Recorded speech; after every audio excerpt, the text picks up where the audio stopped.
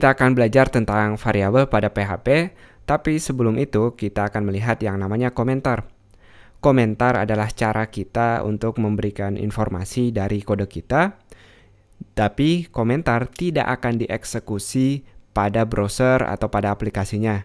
Jadi, yang namanya komentar murni untuk kita baca. Nah, sekarang kita lihat cara membuat komentar di PHP. Jadi setelah tag PHP ini, kita akan membuat komentar dengan tanda garis miring seperti ini. Misalnya saya tulis belajar PHP di sini, kita pastikan setelah melihat browser tidak akan ada hasil. Jadi sekali lagi, komentar ini gunanya untuk kita baca sendiri, atau kalau kita bekerja di tim, timnya mau ngebaca kode kita bisa menggunakan komentar seperti ini. Mau ngasih info-info kapan dibuat, siapa yang membuat dan lain-lain boleh dengan komentar ini. Nah, komentar bisa kita bikin satu baris dengan garis ini, tapi kalau teman-teman mau beberapa baris boleh menggunakan garis bintang, lalu bintang garis untuk menutupnya. Di antara tag ini teman-teman boleh nulis berapa baris komentar terserah teman-teman. Nah, jadi kalau mau satu baris menggunakan dua garis miring, kalau mau beberapa baris, garis miring bintang, lalu bintang garis miring bagian terakhirnya. Nggak perlu 888 atau rek spasi komentar. Ini untuk iklan-iklan aja, kita cukup menulis info yang relevan. Nah, kita lanjut lagi ke materinya, yaitu kita mau belajar tentang variabel. Nah, saya akan tukarkan bagian ini, saya akan tulis materinya di sini, yaitu variabel pada PHP. Nah, di variabel PHP, variabel adalah cara kita untuk menyimpan nilai. Jadi, kita punya nilai misalnya, nilai ini kita simpan dalam satu nama. Setiap kita butuh dengan nilai tadi, kita cukup menyebutkan namanya. Nah, jadi dengan nama ini juga kita bisa ngebedain satu nilai dengan nilai lain. Anggap kita 3 bersaudara, tentu ibu atau bapak kita akan pusing kalau kita masing-masing nggak punya nama. Nah, jadi dengan punya nama ini kita bisa lebih fleksibel mengatur nilai-nilai tadi. Kita langsung lihat cara menulisan variabel pada PHP cukup menggunakan tanda $. Lalu setelah $, diikuti dengan nama-namanya. Misalnya saya akan menggunakan $X di sini. $X kita sama dengan sekolah coding. Kita menulis teks di dalam tanda petik seperti ini. Lalu misalnya kita butuh variabel $X ini. Kita tinggal menggantikan di mana ada tulisan sekolah coding dengan $X seperti ini. Kita lihat kalau di browser masih hasilnya sama. Pastikan kalau kita ganti nilainya di bagian $X ini, kita melihat hasilnya juga di browser.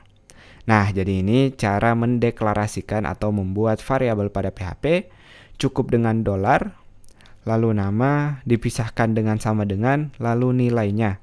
Sekali lagi pastikan ditutup dengan titik koma seperti ini. Nah, selain penulisan seperti ini ada satu penulisan lagi. Kita juga boleh nulis si variabel ini dengan cara seperti ini, memisahkannya. Tanda petiknya kita tutup, lalu tanda titik untuk menggabungkannya. Kita tulis $X di sini. Lalu tanda titik lagi kita tambah lagi dengan titik 2 untuk menggabungkannya. Nah, jadi ini dia tanda petik khusus untuk halo. Lalu si $X ini kita sambungkan dengan bintang sebelum, titik sebelum dan titik sesudah. Lalu tanda kutip lagi untuk break-nya atau teks lain. Kita masih bisa lihat hasil yang sama. Tentu kalau kita tambahkan di sini echo member. Dan teman-teman lihat tidak ada jarak antara halo dan sekolah coding. Jadi teman-teman bisa nambahin spasi di sini kalau mau melihat jarak. Itu dia cara kita membuat variabel. Variabel nggak terbatas pada huruf, kita juga bisa nulis angka atau teks. Misalnya kita tulis nama seperti ini. Pastikan yang lain juga berubah menjadi nama seperti ini. Nah, teman-teman nggak boleh kreatif kalau di sini nama. Di sini kita nggak boleh nulis namas misalnya. Kita nggak akan melihat hasilnya. Kita balikin lagi. Sekarang kalau misalnya teman-teman mau angka, kita tes dulu. Saya akan tulis $, lalu 1, 2, 3. Kita tulis sama dengan teks di sini. Lalu $123-nya coba kita print. Kita tidak akan melihat hasilnya atau dia error di sini. Kenapa? Karena kita nggak boleh nulis nama variabel dimulai dengan angka. Kita harus mulai dengan huruf, setelah itu baru angka, ini boleh. Tapi kalau cara tadi yang sebaliknya nggak boleh. Jadi nggak boleh dimulai dengan angka, harus dimulai dengan huruf. Nah, kalau kita tes lagi dengan N123 ini, apakah kita bisa melihat hasilnya? Jangan lupa bagian member kita tutup dengan titik koma. Ini dia, kita berhasil melihat teks dan juga si sekolah coding ini. Jadi sekali lagi, kita nggak boleh mulai variabel dengan angka, tapi harus mulai dengan huruf, atau satu alternatif lain, teman-teman boleh menggunakan underscore di sini. Nah, jadi dengan underscore kita bisa melihat hasil yang sama. Saya tulis teks baru agar kita melihat perbedaannya ketika saya reload pada browser.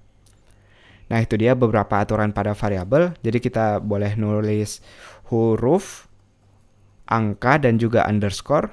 Tapi angka nggak boleh untuk yang memulai. Angka boleh jadi huruf kedua dan setelahnya. Tapi nggak boleh jadi yang mulai nama variabelnya.